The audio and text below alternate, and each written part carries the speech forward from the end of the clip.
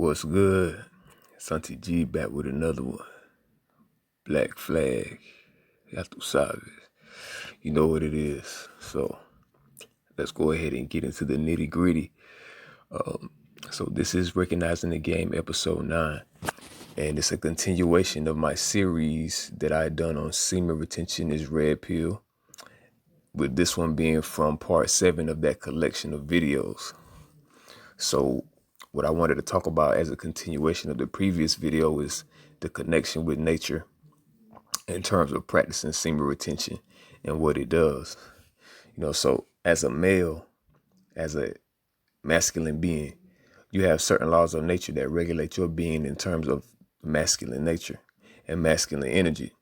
As so, the laws of nature, the same forces that regulate the movement of certain celestial bodies, such as the moon and the sun, and different patterns within the seasons,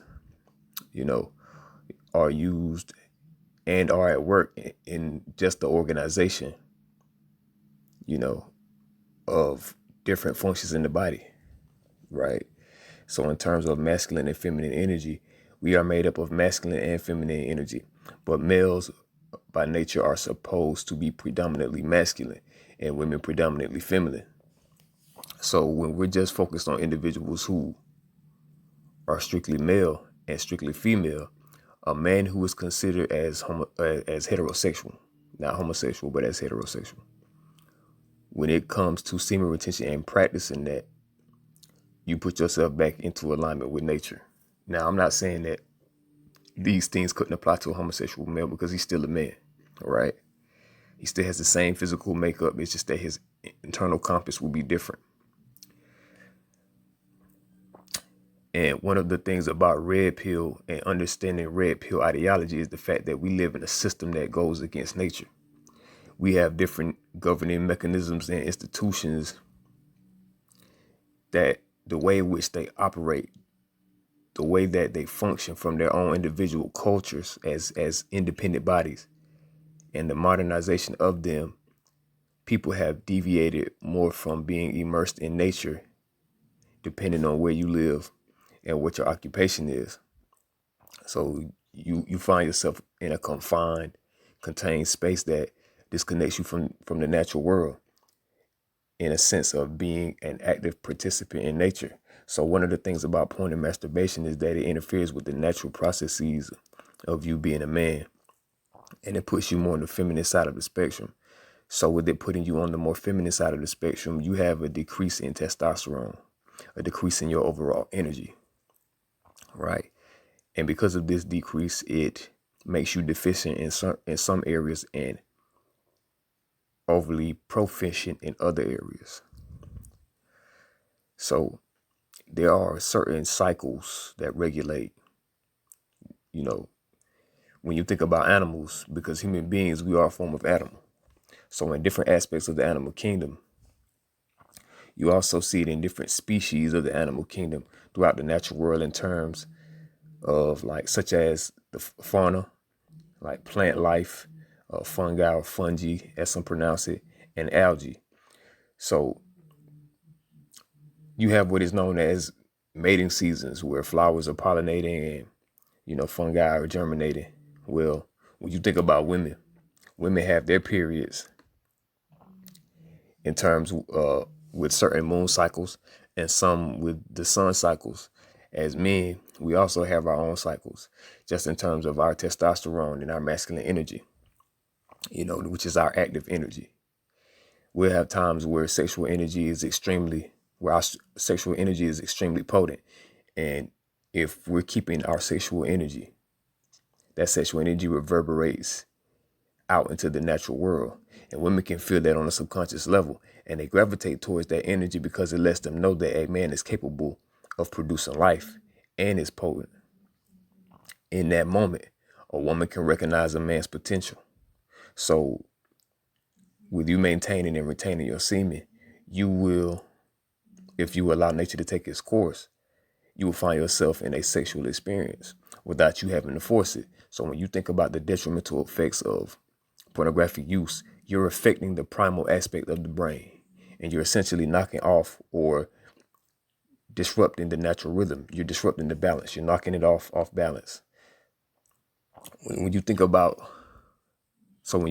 men who are in a sexual frame of mind all the time, they have that hyperactive part of their brain that is associated with survival and the sex drive. You have your libido and other parts of the brain that are connected and influenced by your root when you think about as above, so below. Because your sexual energy and what you do with it affects your brain.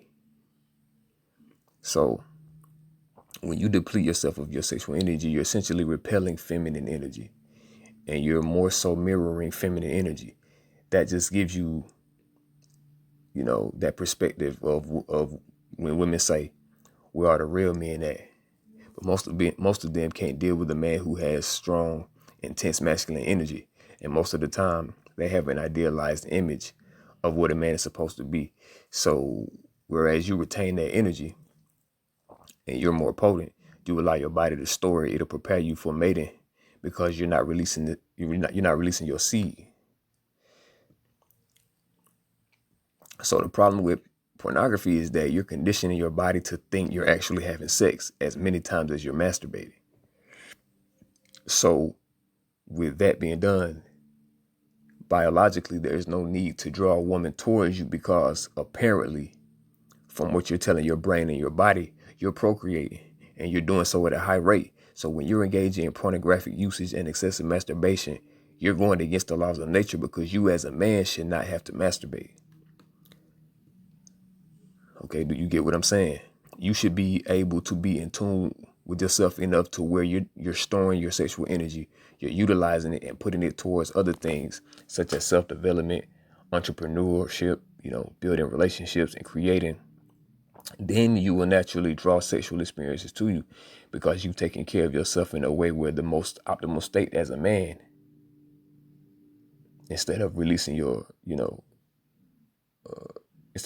seed.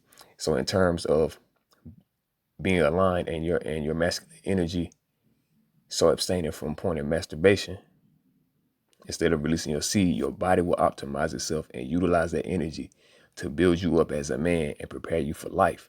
So as I said, as you store that energy, your root, which coincides with your animalistic nature, will desire to be active.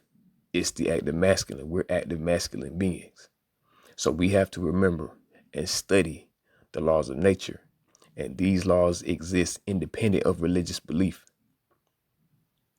Because either whether you believe in them or not, you're answering to them on some level. You don't have any type of power over it in the sense of deciding what it does consciously. The key is to align yourself with them as they are in you. You can guide the energy as it is in you, which is basically what it means to be the master of oneself. You can guide the energy in that direction where you can create your desires. So it comes from you just being having the intention of wanting to do things and then choosing to go in that direction of them.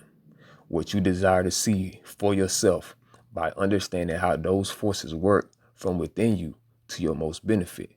And remember, a woman is always going to reflect what you give her. Marinate on that for a minute, because that's what I mean by recognizing the game.